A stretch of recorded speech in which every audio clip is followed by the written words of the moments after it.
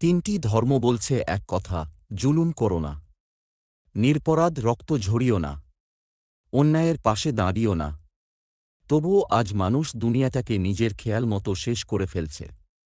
পবিত্র কোরআন সূরা আল ইমরান ৩:৫৭-তে আল্লাহ জালিমদেরকে ভালোবাসেন না।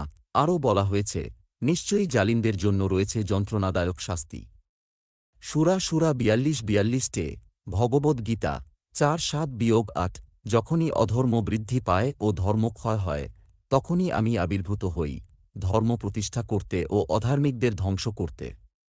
বাইবেল প্রবচন ৬:১৬-১৯, যে ব্যক্তি নিরপরাধ রক্ত ঢালে, যে ব্যক্তি মিথ্যা বলে, যে ব্যক্তি অন্যায় বিচার করে, প্রভু তাদের ঘৃণা করেন।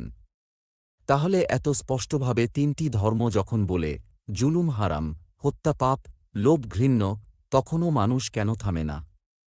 তারা লুটে নেয় গরিবের অধিকার, খুন করে শিশু, নারী, বৃদ্ধ, মিথ্যার উপর গড়ে তোলে সিংহাসন। তোমরা কি ভাবো না, এই দুনিয়া তোমাদের ব্যক্তিগত খেলার মাঠ? যার যা খুশি তাই করবে।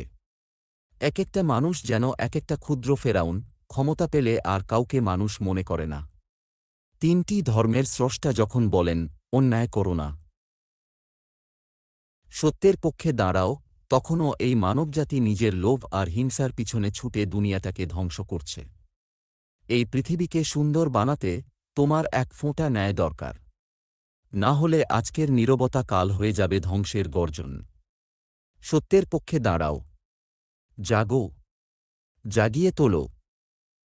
এই ধরনের বাস্তব কথা পেতে আমাদের ফলো করো।